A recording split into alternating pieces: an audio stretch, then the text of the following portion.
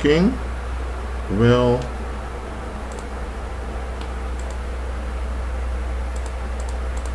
okay. This live stream is going to be about how to examine the context of a situation. I've mentioned that often in my videos on this channel, and I want to practice with you in this live stream on how to examine the context. So if you are here, let me know in the live chat. I'll wait before I really begin with the teaching of today. Well, teaching is more an exercise I want to do with you.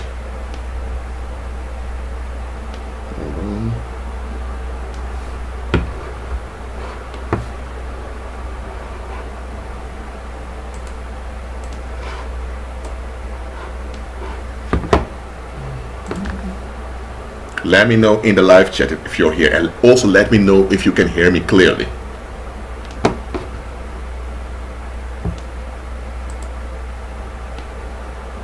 Let me know in the live.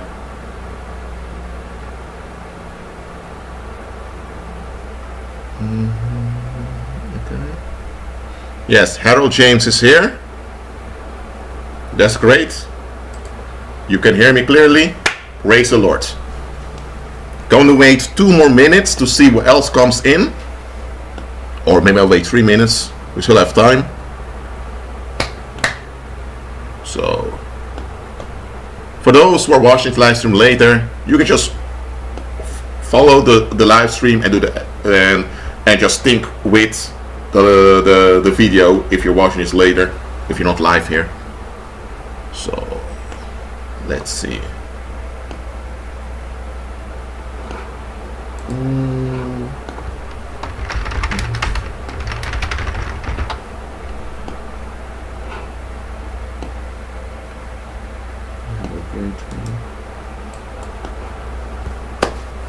Okay, let's see who else came in. Okay, I'm going to wait 2 more minutes, and then I'll really going to start. For those already here and you have a Bible with you, or you can go online, go to 1 Thessalonians chapter 5 verse 21, please.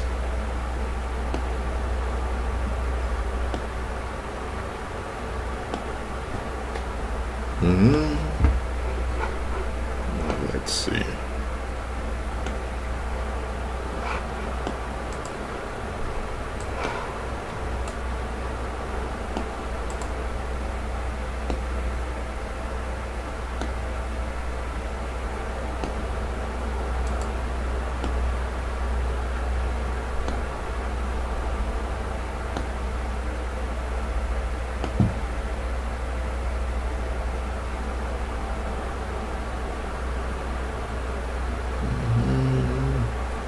Okay.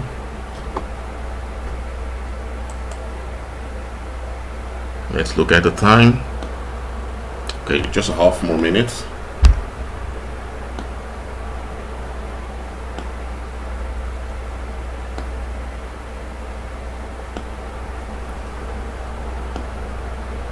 Blessed be Dosset.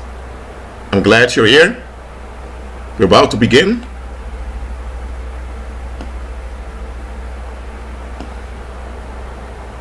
Okay, for those who are here now, go to 1 Thessalonians chapter 5 verse 21, or you can check it here on the screen also, because I have it over here.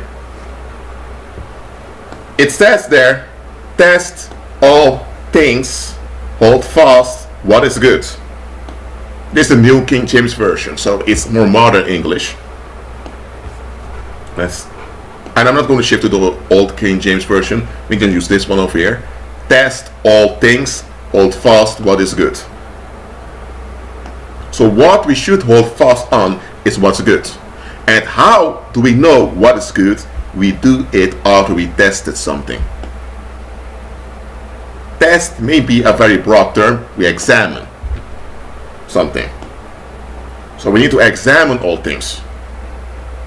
It did not say here, test all spiritual things, or test all physical things, or test all religious things. It said test all things. So our attitude as believers ought to be that we examine the environment we're in. And whatever is good about the environment, we hold on to that and we work with that. And whatever is evil, we seek to shut it down and to make ineffective. That is what we ought to do as believers. Do you understand this? Let me know in the live chat, because this is to interact with you, so I want you to interact with me in the live chat. Do you understand what I just explained?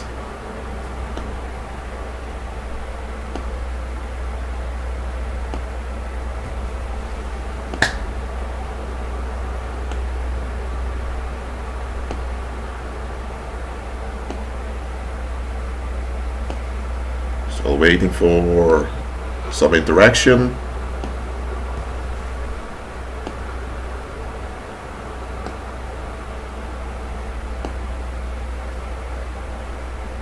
Okay. Let's see.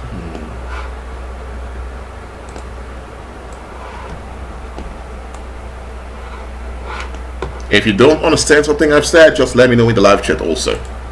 Because these live streams are to interact with you so that your understanding will increase. These live streams are not here to promote me. They're here to transfer knowledge onto you.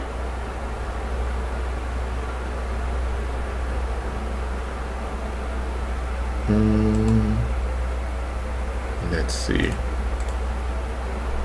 Anyway, I'll continue. We as believers, we need to be alert to examine things around us. That's one of the things we ought to do. Let's go to something Christ said.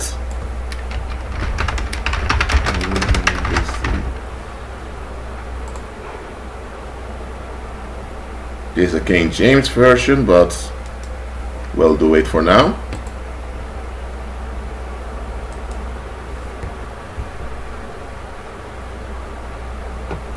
That is Matthew chapter 24, verses 4.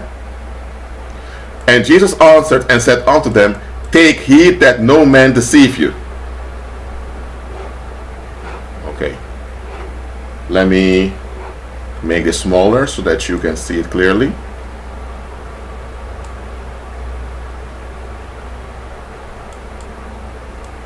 Hold on.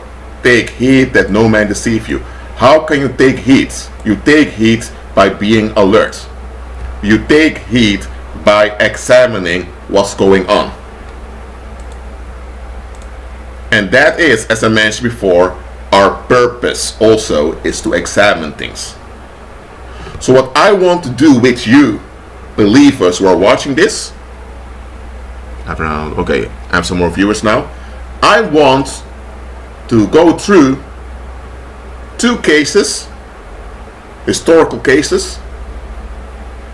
They don't have anything to do with Christ directly, but I want to go through those cases with you in the form of interaction so that you can see why it's important to examine the context of things you hear and things you see. Because it's something that a lot of people underestimate.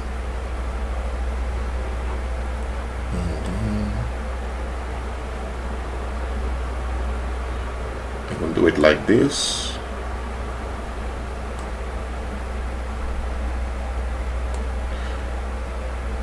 I make myself a bit smaller now in the,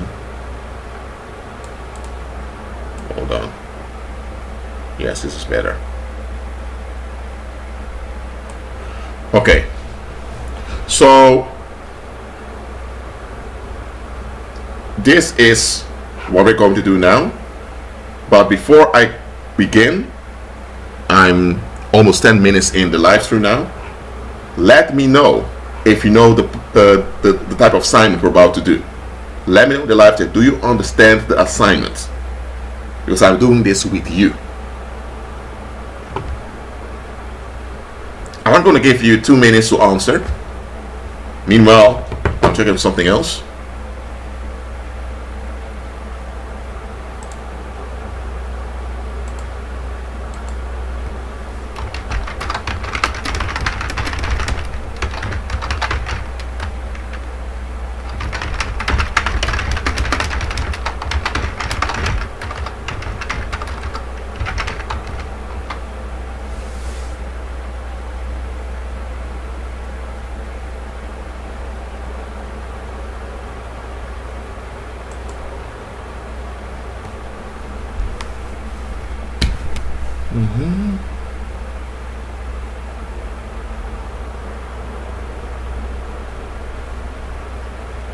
Okay, John Wander, let me just explain what we're doing here. What we're going to do now is that we are going to, through one or two cases, historical cases, I'm going with you step by step, and I'll be asking you questions, and you can answer in the live chat what you think about the case, or what you think is weird about it, and that's how we are going through the case together, and I'll give hints to why it's important to pay attention to the context. This is just an assignment just to help you out on how to examine the context if you encounter a situation. That's what we're going to do here. Okay. So we are going to start right away, and let's see. Yes, this works well. Okay. What is your first impression of this figure over here? Just write it down in the live chat. I'm checking here. Just write it down. What comes up in you? Let me make it bigger.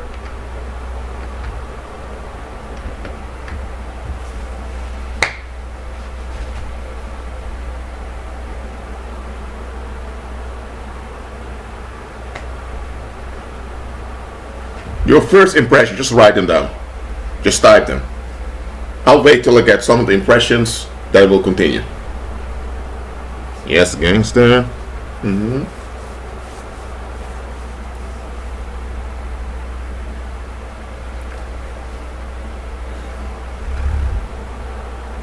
Businessman 1800, wealthy as somebody in the world.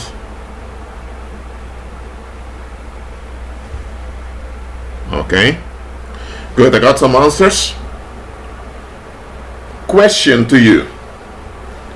Is this a male or a female?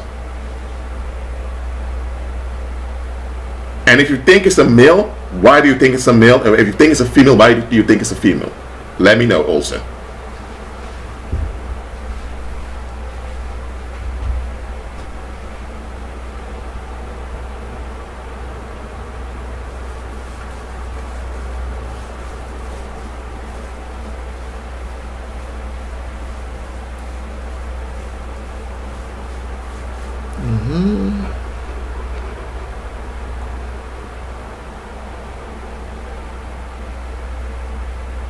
Male because of male clothes. Strong jaw.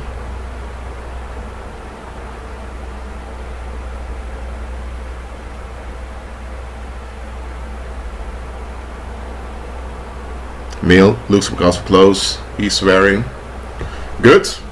I'm glad you're open about your interpretation of this case. And well, I heard I saw one of you saying sad, many struggles faced, maybe broke. That's true. That's true about historical figure. Businessman, no, absolutely not. No businessman. Most of you say it's a male. One even said now, it looks like Ellen DeGeneres. This figure over here was born as Eugenia Falleni. Hold on, let me read. And Eugenia Falleni was a female. So that's where this historical case begins.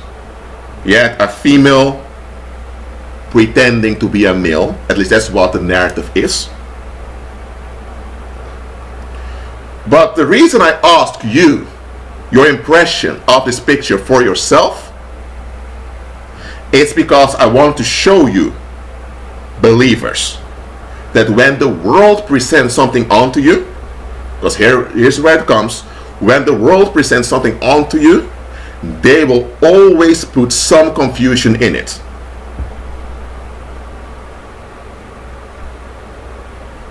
Because you would say this figure has male clothes, so short hair, so it must be a male. And indeed, the jaw seems a bit strong. But according to the records, this was a female. So we'll take it at that. So now that this is out of the way, we're going to this figure over here, and this figure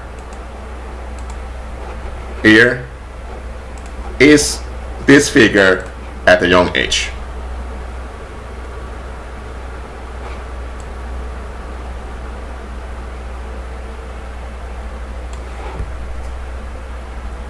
Now,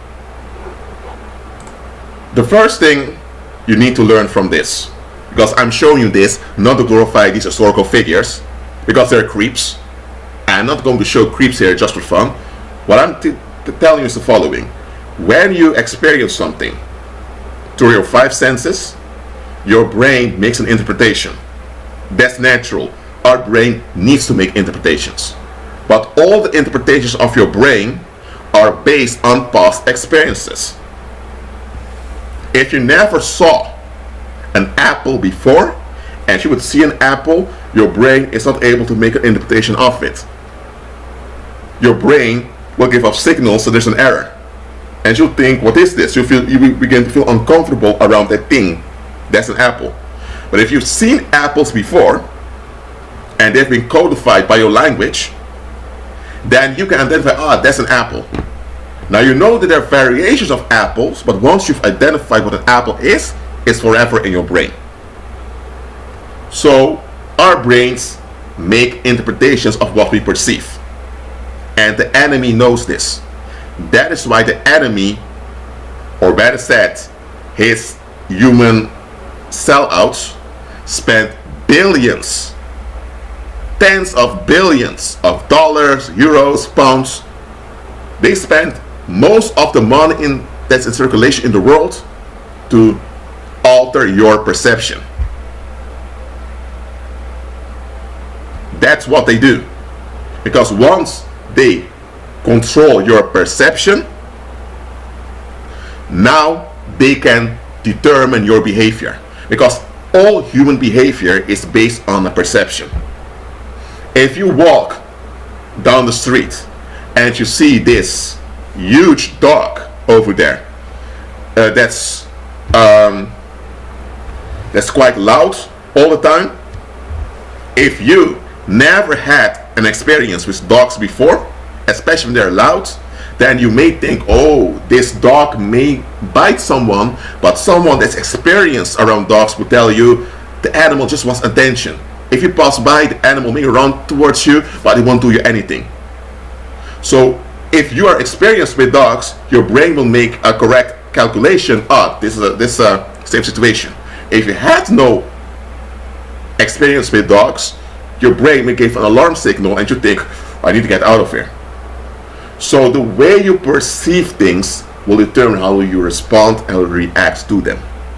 That's human. That's how we're designed. There's nothing wrong with it. So the enemy wants to alter your perception.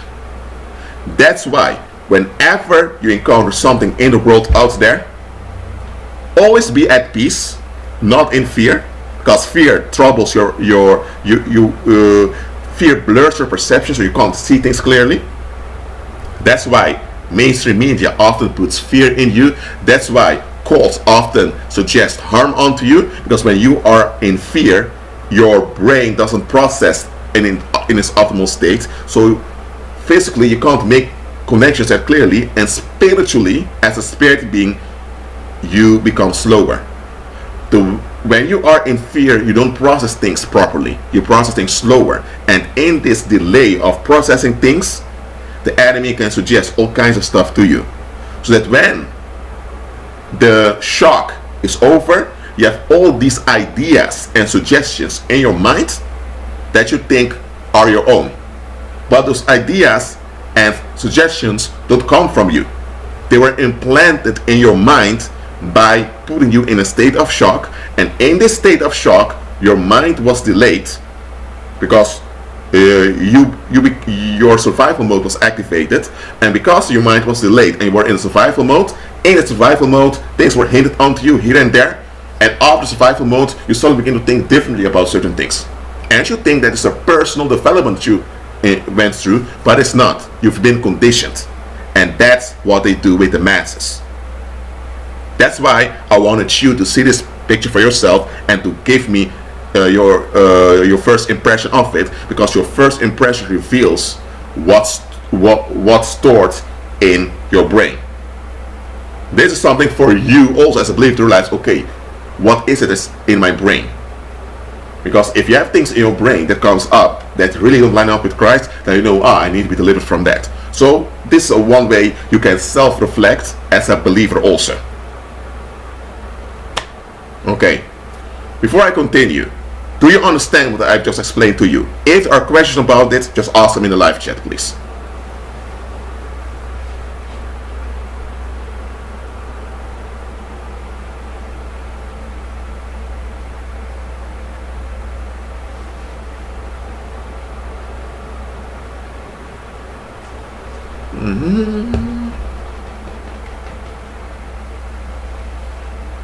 Good. John Warner understands it. Oh, Paul Genesis understands it also. Good. I'm glad you understand this. So now what I'm going to do now, I'm going to explain, well, actually I'm going to tell you the story of this historical figure from beginning towards the death of this individual. And after I do that, it will take around 2-3 minutes for me to tell the history of this figure. I want you to point out to me things that don't add up. And this is going to be an easy one because I know you're able to do this. You've been watching my videos for a long time, so I've trained you to pick up red flags. So okay, the story of the history, better said, goes like this. In Livorno, Italy, there was a guy who was bitter in life, but he was married and he got a daughter. He had 21 other children also, according to historical sources. Not sure it's with the same wife, I think not, but he was both bitter and quite horny at the same time. It's not a good combination, but sometimes it happens.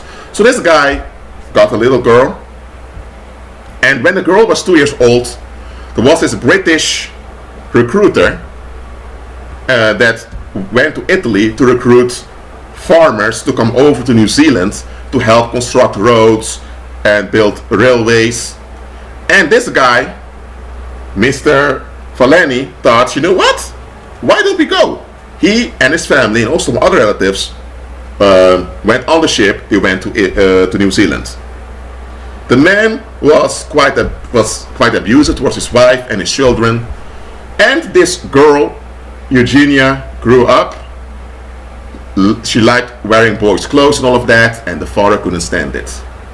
So the father, when she was in her somewhere early 20s, he made her marry a guy, but she escaped that marriage by fleeing to Australia. In Australia, she pretended to be a man and wearing male's clothes, and she joined a ship as a sailor. She was working and she earned relatively good money with it. Her family didn't look for her after she fled to Australia. So one day, when she was drunk on the ship, she confessed to the captain of the ship that she was called a feminine Italian nickname when she was a child. And it's then that everyone on board thought, how could your grandmother call you with a pet name that's meant for girls? So people actually they actually ripped her clothes off of her, and they figured out this is not a man, this is a woman.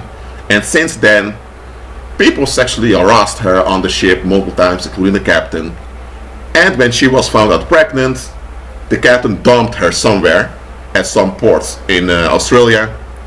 She went to some Italian lady that lived over there. She gave birth. And after that, she went to work at, I believe, I'm not sure if it's a primary school or secondary school, but she went to work as a janitor at a school, still pretending to be a man. She even had a false passport by now.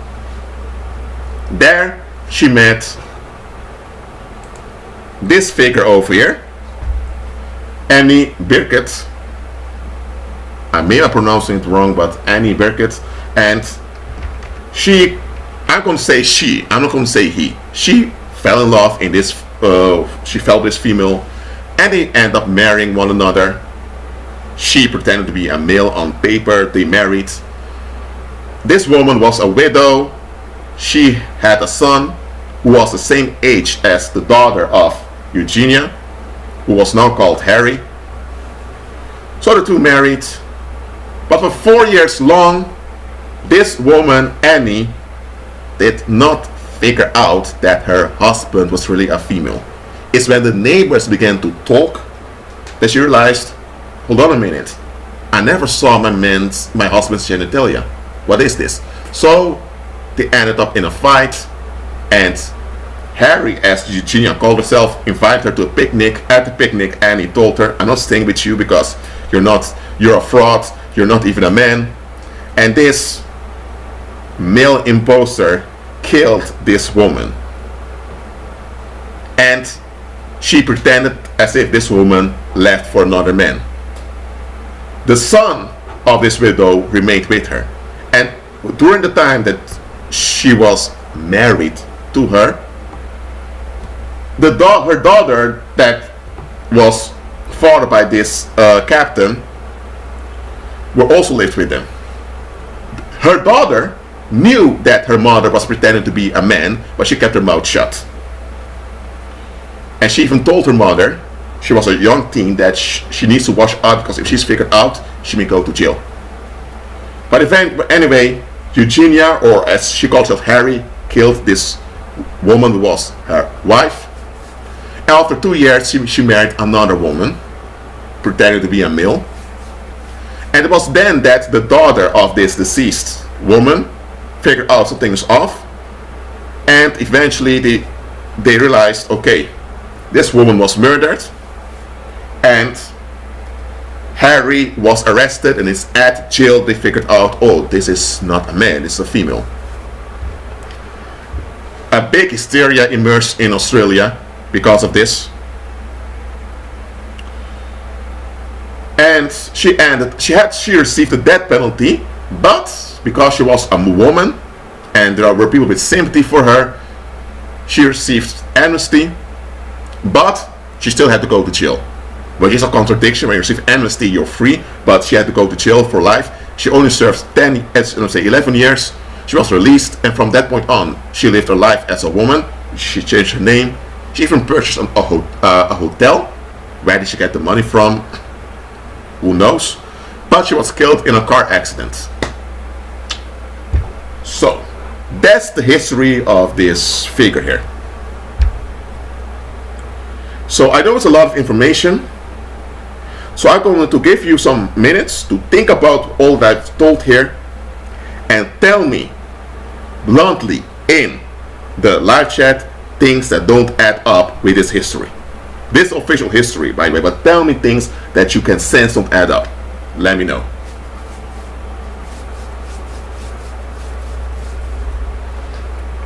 I'm going to give you 4 minutes for it, and I'll be back in 4 minutes, so take your time and then write them in the live chat. I'll be back.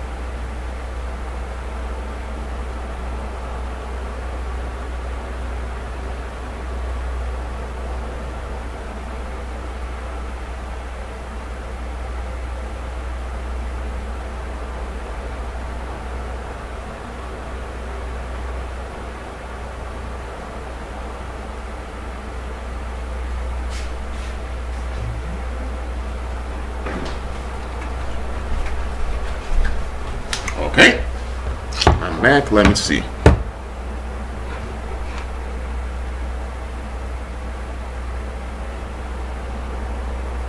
Okay.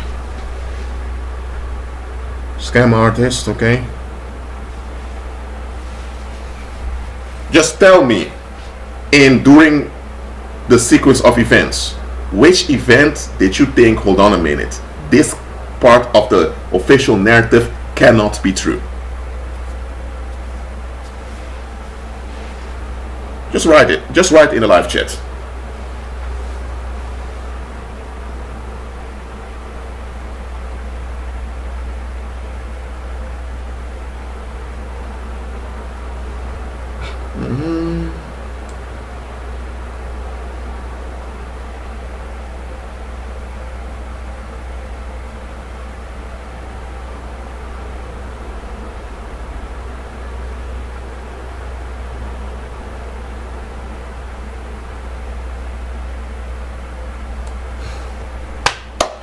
Praise the Lord. I told you that you're able to see through this.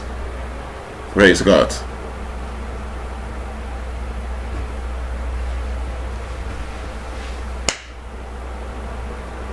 Some mentioned the ship. What do you mean with the ship? Explain it. Yes. Getting money for a hotel out of nowhere.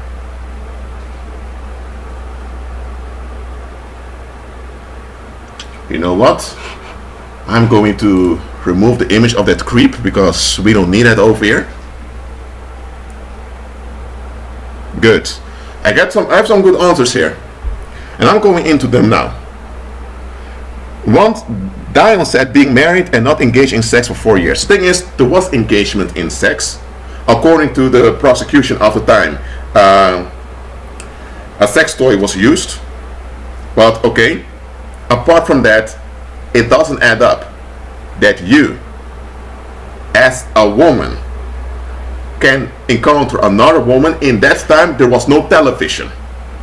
There were billboards, but they were small. The radio itself didn't even exist yet for the commoners. There was no mainstream media. So people were not conditioned with seeing transgender people all the time. So people knew instinctively better how a male looked like, how a female looked like. So how can you tell me that you, as a woman, you were involved with a man before, you were married, you gave birth to a child, so you are familiar with masculine energy? How can you tell me you encounter a figure that pretends to be a male, but you just don't notice it's not a male? Nothing goes off with you, and you even move in with this figure. You have sexual intercourse without ever seeing the individual naked. I'm sorry, but that part of the story, when I encountered that, I thought, okay, this story is a propaganda. And here's another thing. One individual meant about the ship, about being on the ship, hiding your natural sex for so long. As a female, you have your monthly cycle. So how are you going to do that when you're a sailor on a ship with men? Aren't the men going to notice things? And how did she cover her voice? What did she use to alter her voice? Because a man that speaks very lightly is often thought of as effeminate. So how did she do that? So when you look at this whole story over here,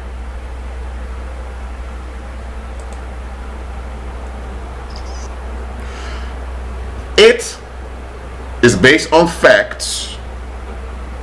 So there are facts involved.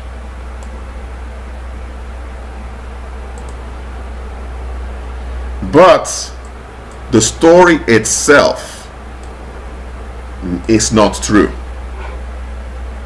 So understand that, believer. Just because facts in a story are true does not mean that the story itself is true. And it's when you pay attention to the important details that you realize, okay, there are facts here. This woman really existed. There are documents about it. There was a court case. All that is true, but the story that's being transmitted to us is not true. And this story is a quite famous one, also in Australia and in other places. There are even movies inspired based on this event. And there is this prosecutor of Australia that went into the case, and he gave a presentation about it, promoting LGBT rights.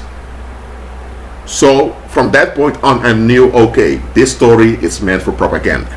Even on Wikipedia, they frame the story in such a way that you suggest that she was a victim, even though she scammed people and she eventually killed someone.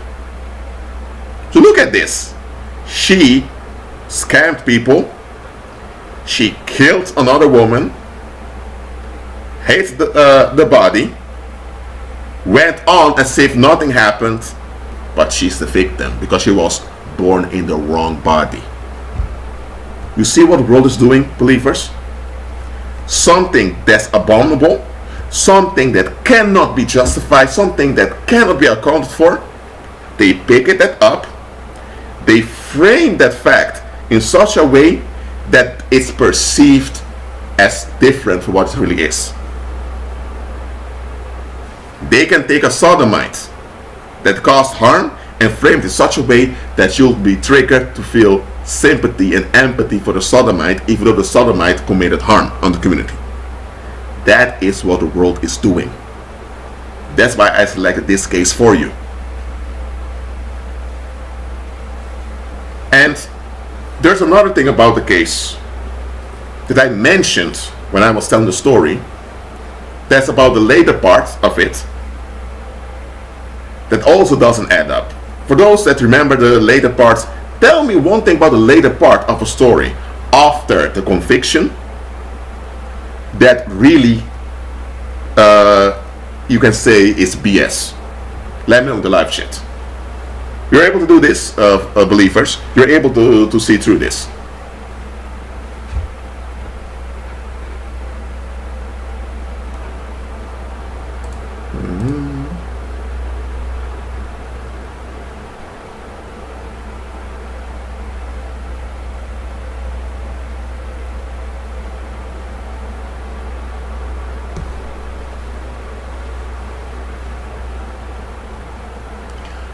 Yes, Dion said it. She didn't serve all her sentence.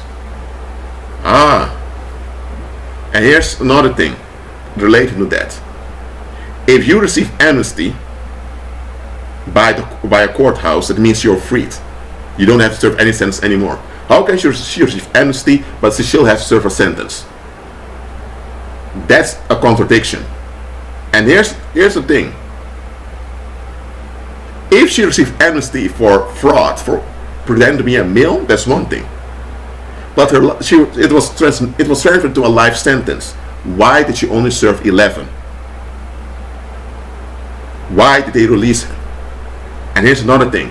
After she left and she continued life living as a woman, she got money somewhere. From whom? She was a fraudster. So no bank would trust you. You had such a bad reputation, but you managed to purchase a hotel. And shortly after that, you die by a car accident. Just look at the context, believers. A murderer who faked being a man is released before serving the whole sentence and goes on living as if nothing ever happened. He becomes financially successful and none of the commoners do something about it. That's not real. Straight up, that is not real. It's true that she died due to a car accident. There's no reason to lie about that. But how did she end up being prosperous afterwards? And remember, her family did not look for her. Who sponsored her?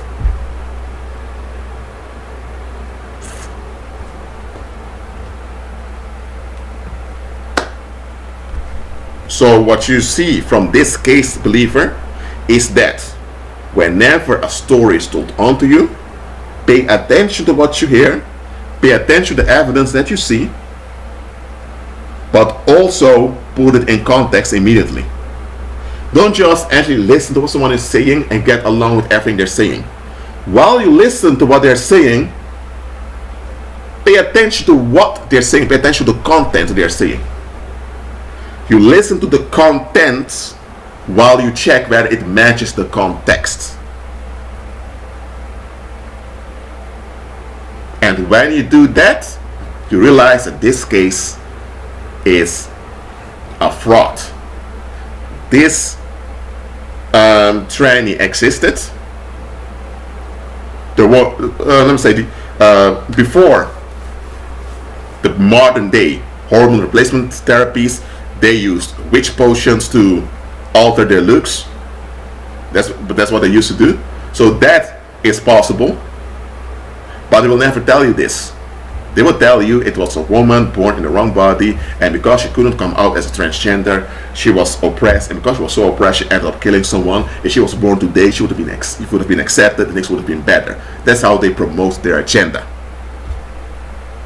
But what the facts show is that this was just a scam artist that wanted to get away from her abusive household, and by pretending to be a man, it worked well, and she was able to act out her perversions.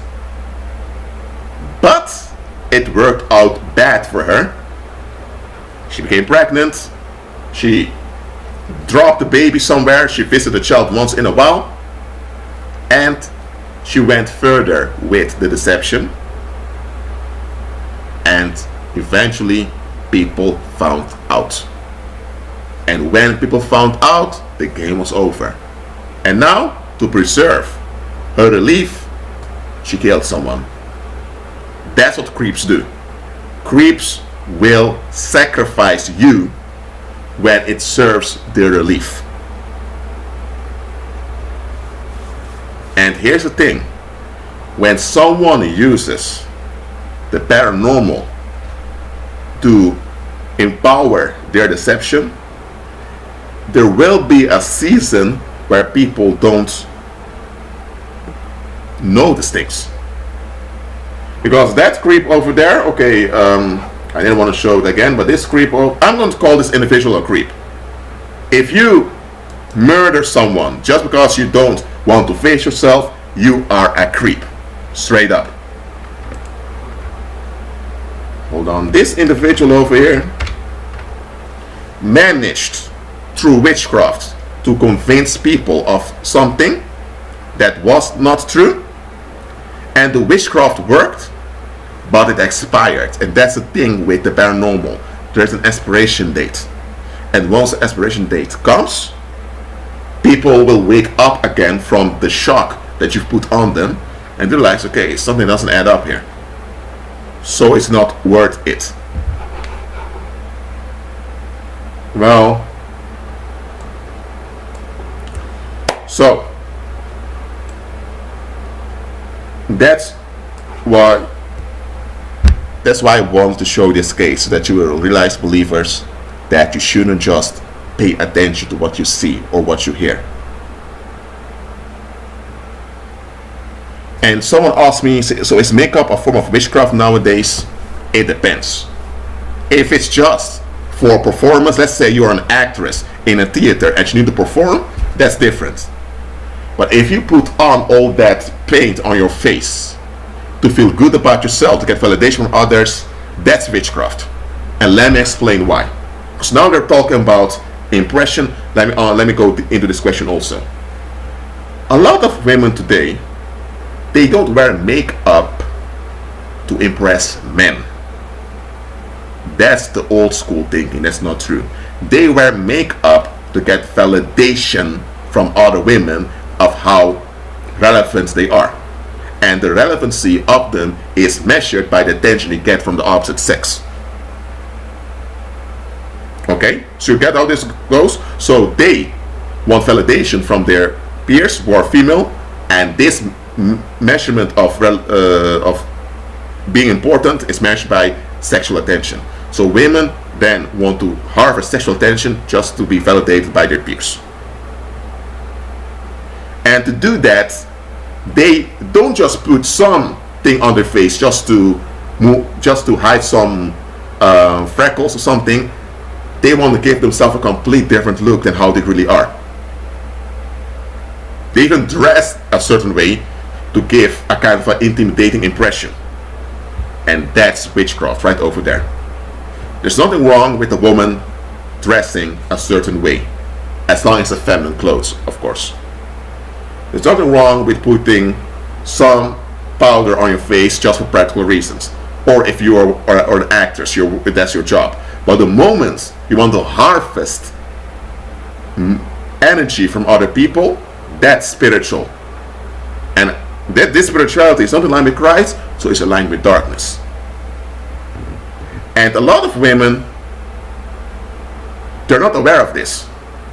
But when you put on paint on your face and you dress in a, I won't say seducing manner, but you dress in a certain way with certain colors to trigger sexual attention from the opposite sex, what you're doing is that you're putting yourself under a spell. So you are prostituting yourself to demons. Yes, it's spiritual prostitution. You know why? Because when you do that to yourself, putting all this paint on your face and putting all those colors on your clothes just to trigger sexual attention from other men, what's going to happen? Demons are going to notice this. They'll notice your insecurity, that you lack self-worth, and demons see, this woman is in darkness. She doesn't have self-worth, and now she wants to measure her self-worth by the sexual attention she gets from other men. She doesn't want to sleep with all those men, but she just wants her attention to feel good about herself from the inside. And demons are sodomites. Demons crave male sexual energy. So what are demons going to do? Demons hate women. Absolutely, they can't stand females. To demons, women are dirty beings, like trash. That's how demons look down on women. But the demons will appreciate a woman putting a spell of confusion on herself, because now the demons can use her energy fields to draw sexual energy from men, and the demons are feeding off of other men through the woman. That is what happens when women cross the line from just making themselves up into prostitution.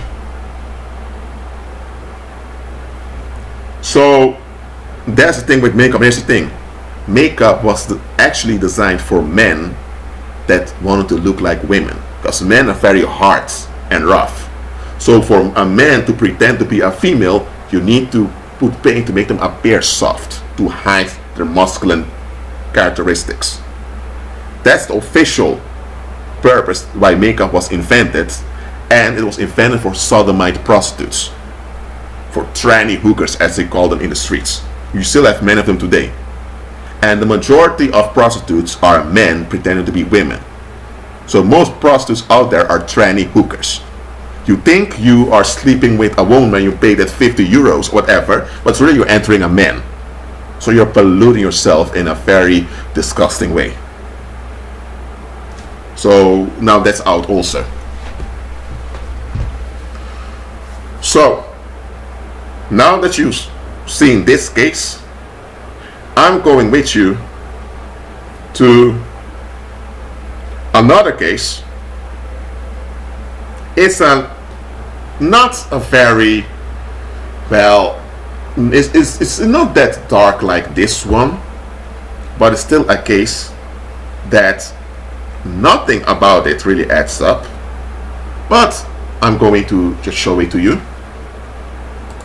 But before I do that, did you believers understand all I've explained till now, including the part about makeup? Let me know in the live chat. If I need to explain something again, let me know.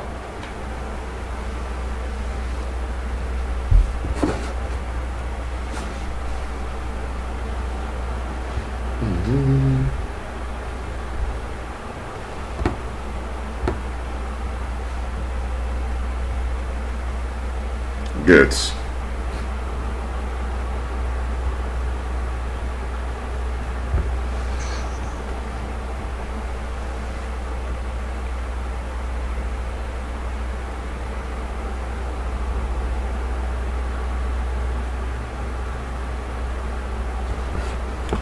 Okay.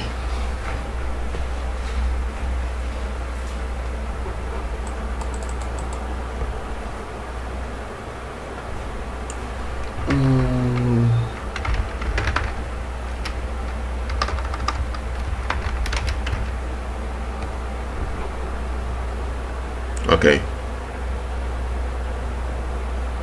So they want to emphasize with evil to accept as the norm. Yes, that's true. So this is the second case that will come. Many of you may remember the case, it's not that old. Okay. Before I start saying anything, does anyone know who this little girl was? Maybe you already read the name when I've typed it, but okay. Let me know in the live chat. Does anyone remember this face in the media?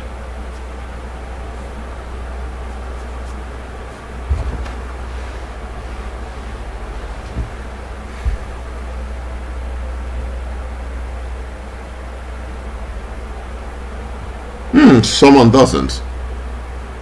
Ah, she was kidnapped, okay. Awaiting 1 more minute till the other answers come in.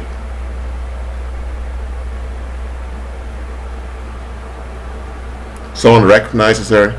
Yeah, Madeleine. Okay. Enough answers.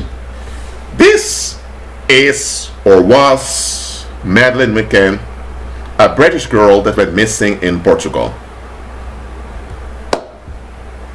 Her parents began a media circus afterwards to find the little daughter, and many people got involved, including the UK government. Until this day, nobody found the little girl. And this was all over the media. The parents were asking sympathy here and there. But while this media circus was going on, there were some worldly people who paid attention to the context and realized, okay, this doesn't add up.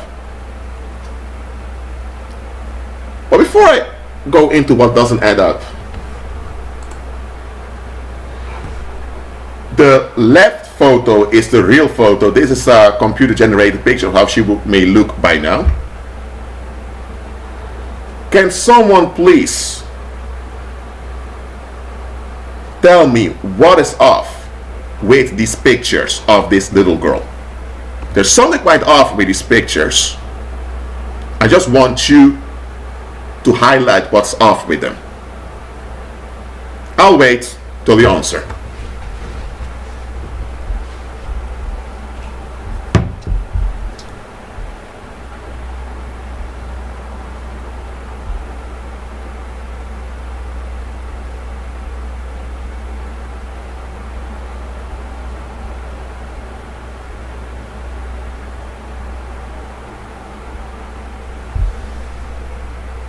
Her eye also intrigued me. Okay. Good. I'll wait for 2 more minutes till I get all the other answers.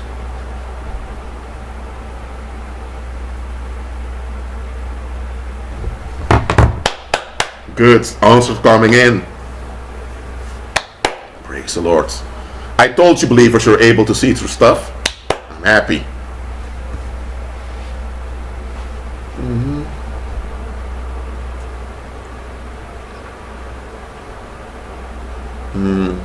So I'll still wait for.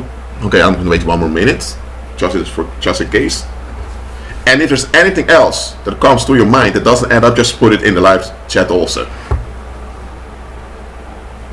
I'm glad with this interaction, believers.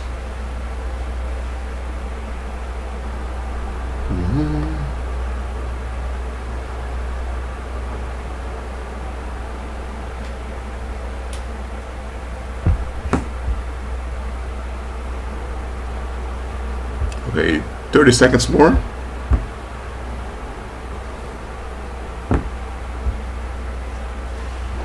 Okay.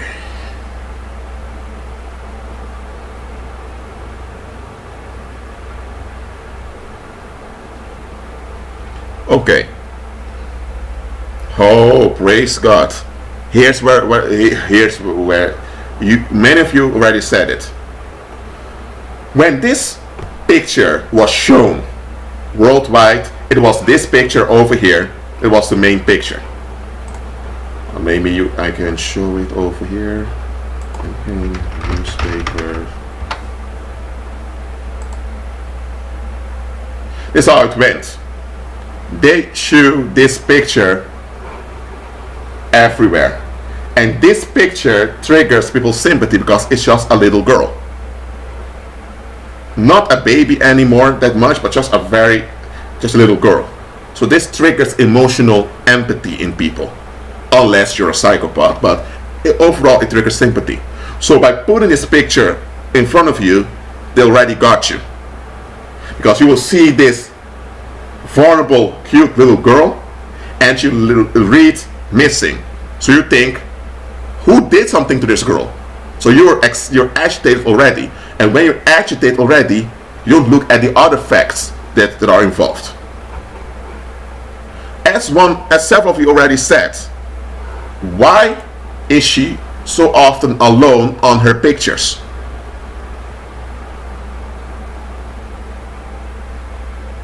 That's one thing. That's very weird. And there's another thing. The parents did not really went into a phase of grieving after it became clear that she was likely dead. They just kept on giving interviews and all of that. And people were asking, okay, but if your daughter is missing and you think something bad happened to her, she's likely dead, where are your parental emotions? So a lot of people begin to ask that this ain't right. And there were more things about the case that alarmed people. Well, the main thing is, folks were bombarded with this image of this poor little girl. And this is something that they often do in witchcraft as well as in black magic.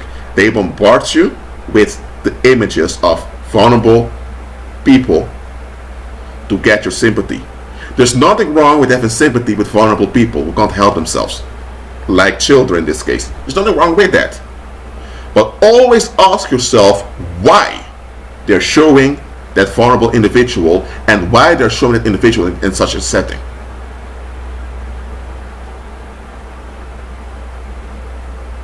That's something to ask yourself always. And that's the step many people don't take. They're confronted with an image and with a text, and they're triggered by it, and they go off at what triggers them. You don't take the step back and think, okay, so a girl goes missing. Why are you putting it in the media everywhere? If there is a police investigation going on, the police will reveal some data to the public just to get the public's attention.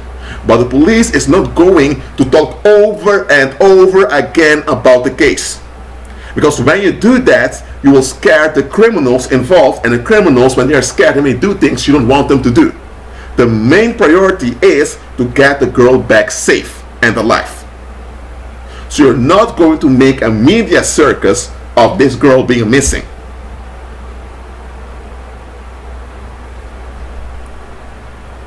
You don't. So even the steps taken in this case doesn't end up with a common police investigation. But this is something commoners didn't notice, because they were under the spell of this alleged victimization. And so there's one individual that mentioned it now. When you look at the image of this girl, let me make it bigger so that you can understand what I mean.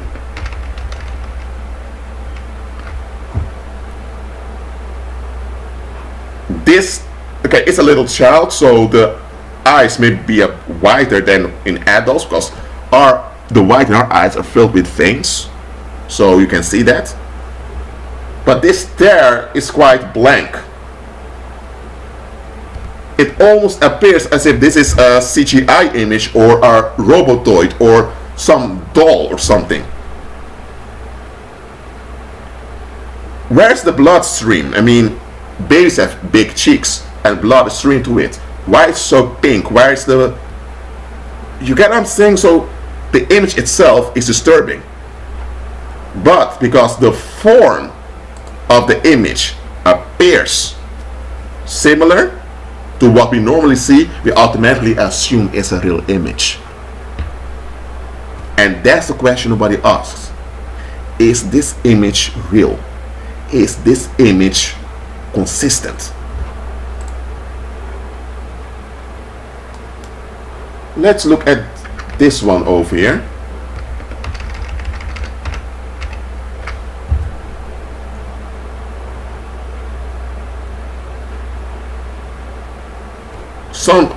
They say the eyes are the window to the soul. I already explained why.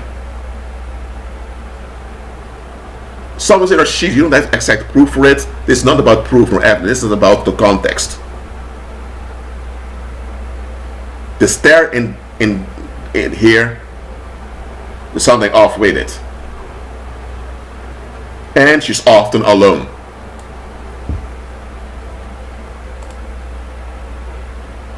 You have this blank, soulless stare all the time. And there's something else I want to explain to you. This blank, soulless stare is also called the psychopathic stare. This is a male gaze. It's a male tactic used by warlocks to intimidate you or to make you feel uncomfortable. Because it goes like this. Okay, let me.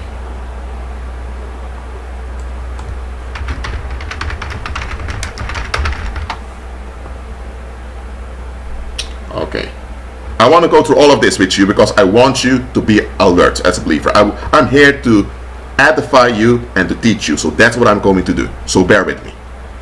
The psychopathic stare is when a warlock, it's a male thing because males have a heavy skull and males have fierceness in their eyes, which is natural because males are modeled after God himself, who's the man, and God has a very fierce look.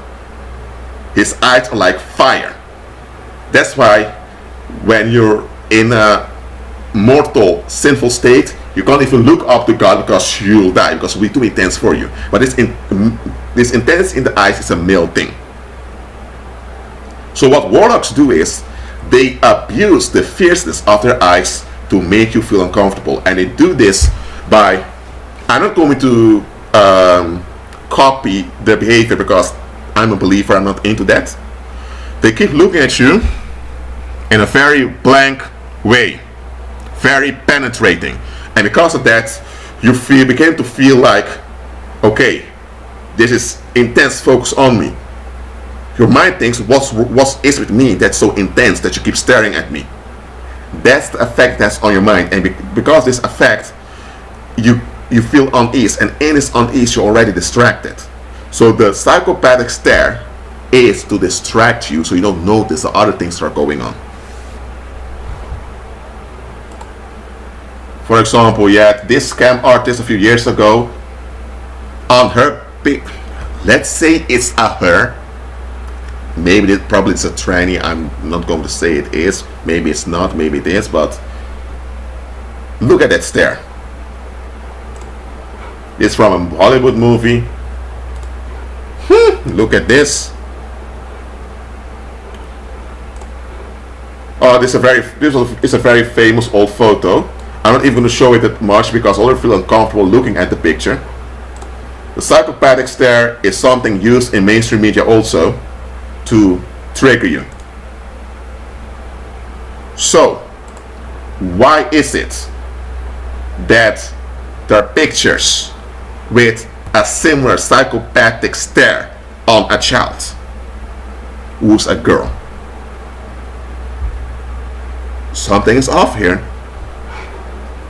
And lately, you have this news coming out about a student that claims to be this missing girl.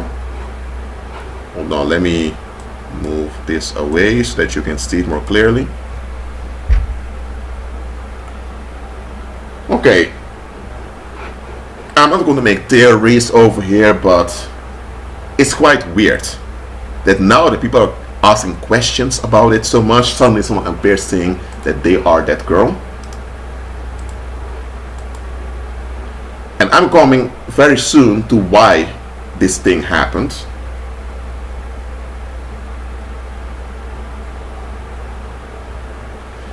So you mean to tell me that this girl was abducted in Portugal, she was brought back to Britain, and she found out that she was this girl because of some marks on her body, and they put this in mainstream media all over the place? They are mocking you. That's what's going on. And about jokes,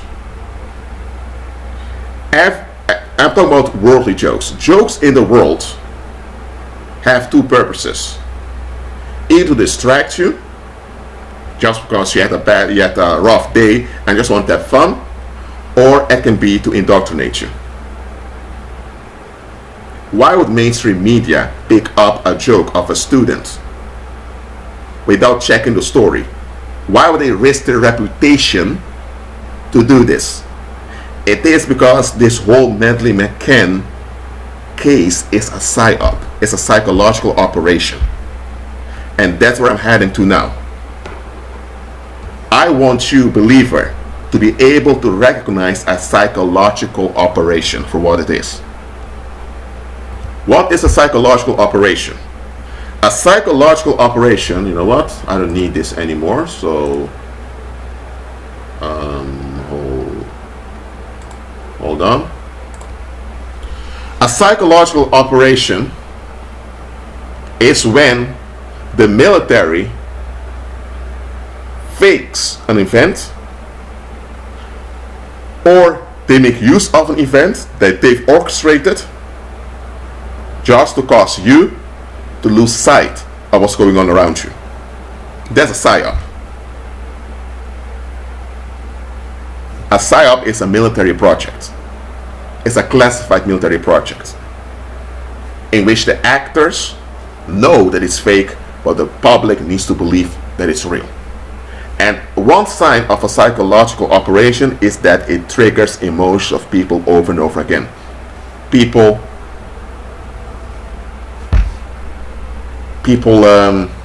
tend to be very agitated about it. And in psychological operations, it's the purpose that people become emotional over a long period of time. If you put a news message out there and after a week it's gone, that won't be a good psychological operation. The psychological operation needs to endure for a long period of time, probably a few months, in which people are agitated by the development of the case. And while the people are agitated by it, they are kept in a state of survival because of a killer's on the loose, or because there are horrible people living here, or you had this Chris Watts case several years ago in which a guy, quote unquote, brutally murdered his family, that means his pregnant wife and 2 children. And there were many theories also in the media on why the guy did it. But when you look at the case, you look at the timeline, you look at the events, it's too complicated. And why is this? In a psyop, this is a recipe for a psyop. You come up with an image that's shocking. You reveal the image. You give a sad story with the image. You repeat the image and the story over and over again, multiple places. At the same time, you have experts coming out condemning the story and giving their professional outlook on the case. And so now you got people's attention. Now an expert is speaking. So because an expert is speaking, they will not consider that maybe this thing is a hoax.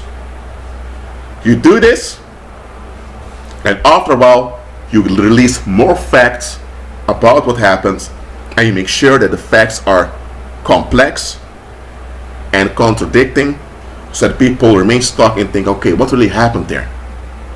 This happened, but also this. So people remain stuck in what really happens. And by doing this, you distract people from doing God's will in their lives.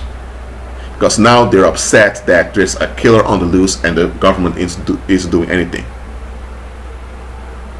So now you are so occupied with, oh, there's a serial rapist here. Who may it be? Now that's on your mind. You think about the state of your daughters. Your daughters will be raped by a serial rapist. So now you think about how do you recognize serial rapists. You're so occupied with prevention of harm that you don't walk by faith anymore. And for those in the world who don't follow Christ, they'll be hindered from following Christ because they're so occupied with surviving a potential threat, even though the threat itself is not real.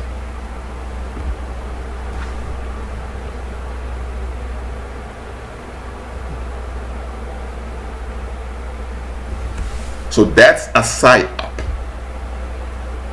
That's the formula they use, because a psyop intends to drain you mentally and emotionally, and can only drain you mentally and emotionally if it appears relevant onto you.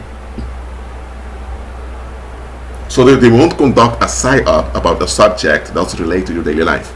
It has to be something that relates to your daily life. For example, a serial killer on the loose, or you have a terrorist attack going on, or there is some epidemic of Ebola or whatever. There needs to be something about it that triggers you personally for it to have an effect on you. And psyops are common in the world. Psyops existed since the Roman Empire. That's how the Greek autocrats ruled in ancient times. They conducted psyops on the population by letting the population think that they were under attack by the barbarians or the Persians or whatever, even though it was all a scam. And the use of psychological operations has remained in human history throughout the Middle Ages, in the colonial era, in the modern era, and also in the postmodern era. Psyops are common. And the purpose of a psyop also is to exhaust people to such an extent that they don't even recognize real from fake anymore.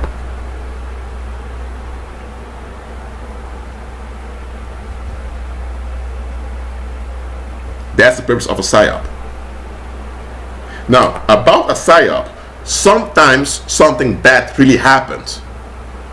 It can be that there was a school shooting indeed, and that many teenagers died. But what they won't tell you is that those killers were mind control victims that were broken down mentally through sexual abuse over and over again, and that they were pushed to do that, and that they later killed those mind controlled victims also. They won't tell you that. They will show you the dead bodies of the teenagers. They will show you the tears of the parents. They will show you all that emotion, and then they will come up with a story of how those young men became radical due to loneliness or to whatever. So now, because experts will talk about mass shootings, you believe the story more. So in this case, something really did happen that's tragic, but it was an orchestrated tragedy and not something that randomly happened. They want you to think it's random so that you feel unsafe. When you feel unsafe, you are in a state of fear. And in a state of fear, you can't think properly. And in a state of fear, demons have an easy grip on you. So before I continue here, do you understand what I just explained about psyops? And do you understand why I use the Madeleine McCann case to explain this to you?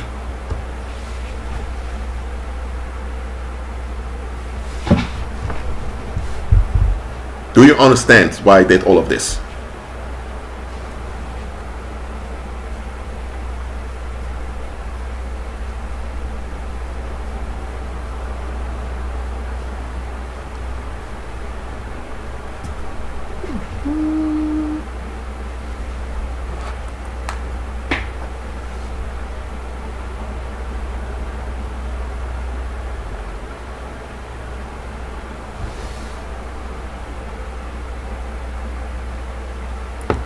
Good. So, there's another thing I want to point out about viral things, when things go viral on social media. Now, social media is something that commoners use. Okay? So, when commoners like something, other commoners like it also, so things can go viral. Many things go viral daily. It can be a sex tape, it can be a beating at a supermarket. Negative things go viral instantly on social media because a lot of folks are negatively charged in their mind. So negative things attracts them. When something goes viral, algorithms, those are programs installed in the computer systems or the IT systems, pick up that something is shared often. So if you make a picture of your car and 5,000 people like that picture and they keep sharing it, somewhere in some IT basement, there's an alarm that goes off that there is a picture shared over 5,000 times and liked over 5,000 times. What happens then is that the notice of it will go to the intelligence services. We'll think, okay, there's a picture of a car that's being liked all the time, so there's something relevant amongst the population. And then the warlock cabinet, the one appointed by the wizards, will think, okay, where does this picture come from? Oh, it's from some guy from Wisconsin that made a picture of his car. So they think, okay, who's this guy over there? Then they go to your Facebook, to your social media, and they find that, oh, you live over there. Then the warlock cabinet will send 2 or 3 agents to pass by your address, to pass by where you work, just to get the image of who this guy is. And they bring back the report saying, it's just a guy that likes to make pictures on Instagram. He works at a factory. He has a wife and a small baby as a child, as one of his children. So he has no real political ambitions whatsoever. If that's the case, the warlock cabinet may decide, you know what, we're not going to do anything with this viral theme here. But if the thing that goes viral is sexually related in a violent way towards females, for example, now the warlock cabinet may think, we worship the beast who hates women, who's all about sodomy, and now you have this video going viral about this woman being beaten by her boyfriend.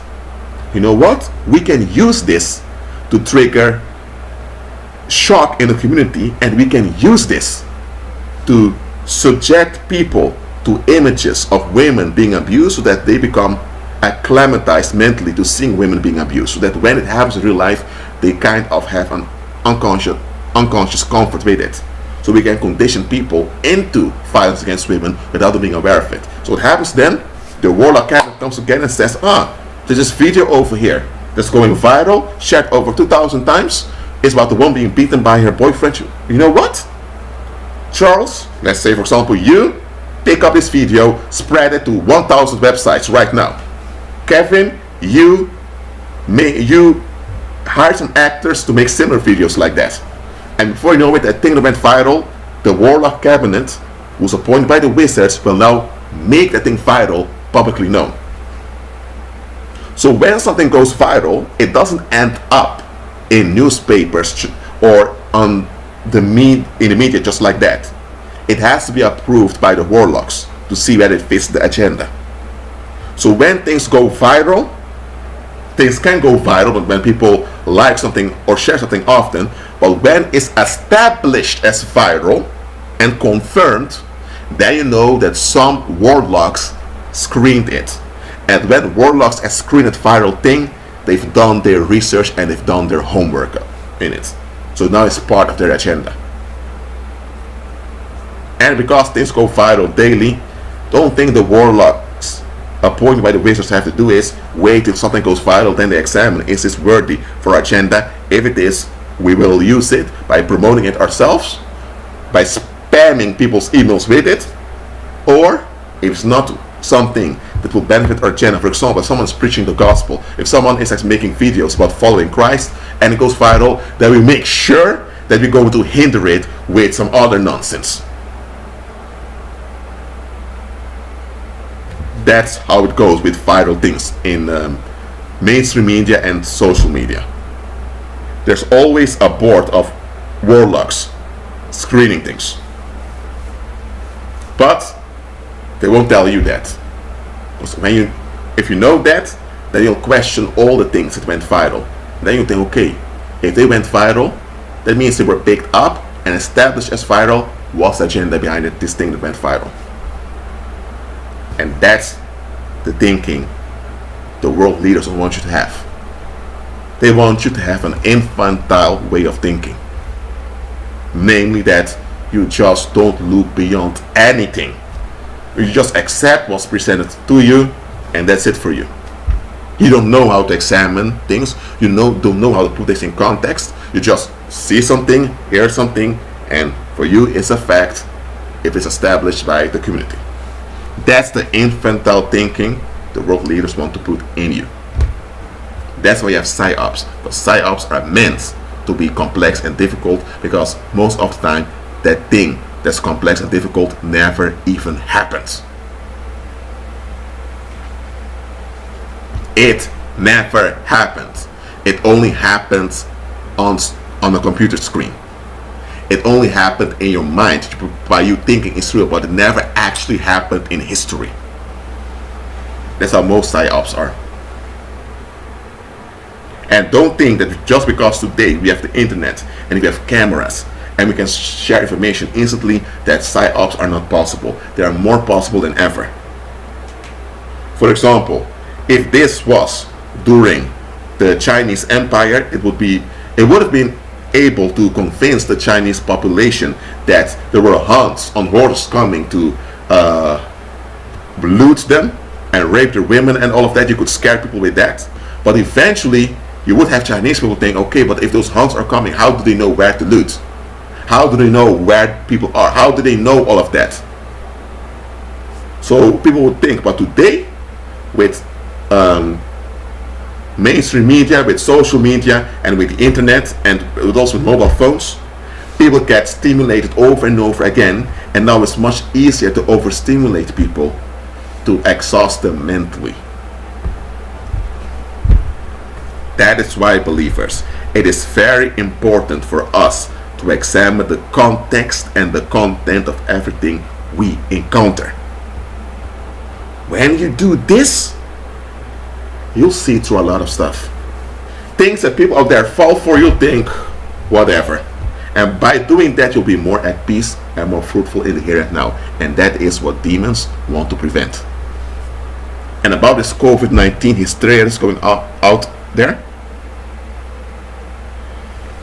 I'm not saying there is no coronavirus that's affecting people. I'm not saying that's not true. But what I've also noticed is that suddenly they're all pushing vaccines. I just got a message from a fellow believer that of a news item that said that in Spain they want everyone to get a vaccine before they return back to their normal lives. And Bill Gates was a sellout to Apollo. Windows XP, the X and the P, it reads as Hero, because the P is similar to a Greek ro, so XP is Hero, and Hero is an ancient Greek nickname for Apollo that means pig. Yes, they used to swear at their god like that, calling him a pig. So people that worship Apollo are also called pigs. That's why law enforcers are scolded as pigs, also referring to the beast. So Windows XP is a dead giveaway that he worships Apollo. But okay, this guy, this Apollonian, he wants to vaccinate the whole world, while a few years back he wanted Africa to depopulate a bit. So the one that wants depopulation, mentioning Africa, now wants to save the world's population with a vaccine. Get out of here. Psyops. A psyop doesn't mean that nothing actually is happening. It can be that something's happening, but what's happening is orchestrated and misrepresented in such a way that it terrifies and exhausts you. That is what's going on with this COVID-19 also. It's one big psyop that all world's governments are involved in. What they want is to shut down the economic and financial potential of the middle class. So that what's left are those mega transnational corporations who are all in all in demonic contracts with the beast, and they're the only ones that remain left. And because they're the only ones that remain left, the masses, that's us, are left with nothing but whatever handout those pagan corporations give to us. That is what they want. They want to disarm the public, not from firearms, but from finances. Because once the public has finances, they can organize themselves and they can build their own projects. When their finances are ruined, they become dependent on who has finances left. And they want all the finances to remain with those transnational corporations who are all parts of demonic contracts made by pagan businessmen. That is what we are into. That's where we're heading towards. That's the agenda. That's why you have this psyop of, oh, you don't know if you have the coronavirus. You can have it and you don't know it, and you may even affect someone else. So you don't want to be a murderer by affecting other people. So stay at home. Don't be selfish. And when the vaccine comes, you better take it or else you'll make us all sick. Very emotional, very exhausting. That's the purpose. All to prevent you from walking by faith and to prevent worldly people from finding Christ. That's the main goal of it. That's why I told you this COVID-19 hysteria will have a traumatic impact for at least 2 generations. And this traumatic impact, who benefits from it? Demons.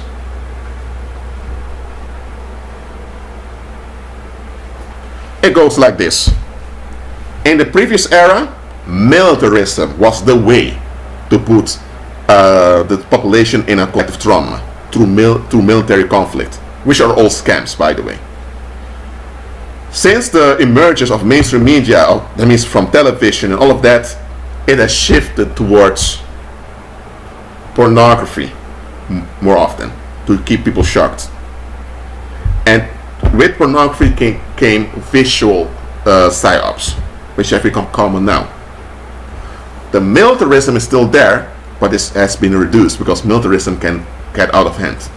So now, instead of putting military fright into people, they want to put financial fright. With the military fright, you are triggered into investing in a conflict. With financial fright, you're afraid you become the target of a conflict. That's the difference. And that's where we are now. They're using financial fright to let you think that if you don't comply with these measures, that if you don't work well with what they instruct you to do, that you'll be seen as the bad guy or the bad woman, and that everyone will turn on you. And if that happens, you may not get better financially ever again. That's the financial fright they're putting in you. So the military complex will still be there, but will be the corporate structure that will be dominant in the world's affairs. Because the military complex is related to nation states.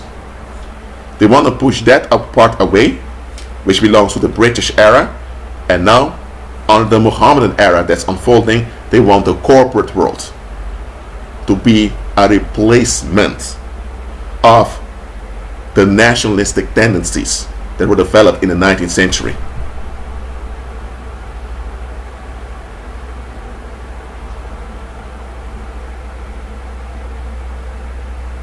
That's what's going on at this moment.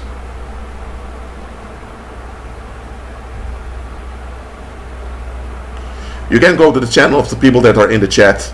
You have to click the right on the right of your mouse. Click on the right, and then you can go to their channel.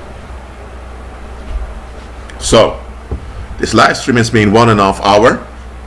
I've shared a lot of information.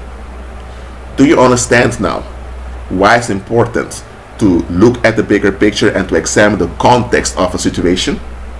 Do you understand how important it is to do this? Let me know in the live chat.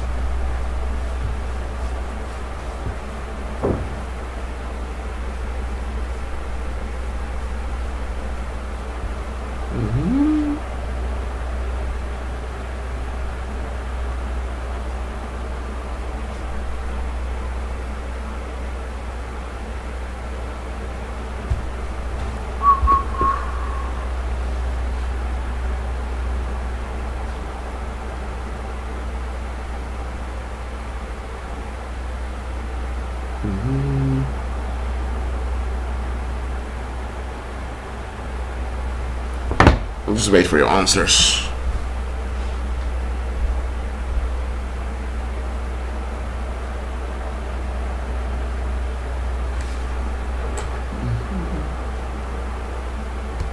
Good. So, I'm not going to keep this video, the live stream, for long because I've already given you the data you need. You need time to process data so that you can later put it in practice. So I'm not going to overwhelm you with too much now. Just one more thing. If you hear people talk about, oh, it's the end times, the rapture is coming, this and that, they come with these doomsday scenarios, just walk away from that conversation. If they don't talk about overcoming in the here and now, if they don't talk about renewing your mind, if they don't talk about being blessed right now, if they don't talk about God's plan for you right now to be occupied till Christ comes, if they don't talk about that, it's all about escaping via the rapture or escaping through some other way. It's all about escapism. Walk away, believers, because they're not inspired by the Holy Spirit. They're inspired by lying spirits that want you out of God's will. All the psyops around us are military in nature, and they're designed to keep you away from doing God's will. That's the main purpose, is to keep you into this sodomite system where Apollo is considered king. Now you worship Christ, the real king. So if the world wants to follow this pedophile faggot, let them follow him. You follow Christ. Well, that's it for now. Remain in agreement with Christ, believers, and be at peace.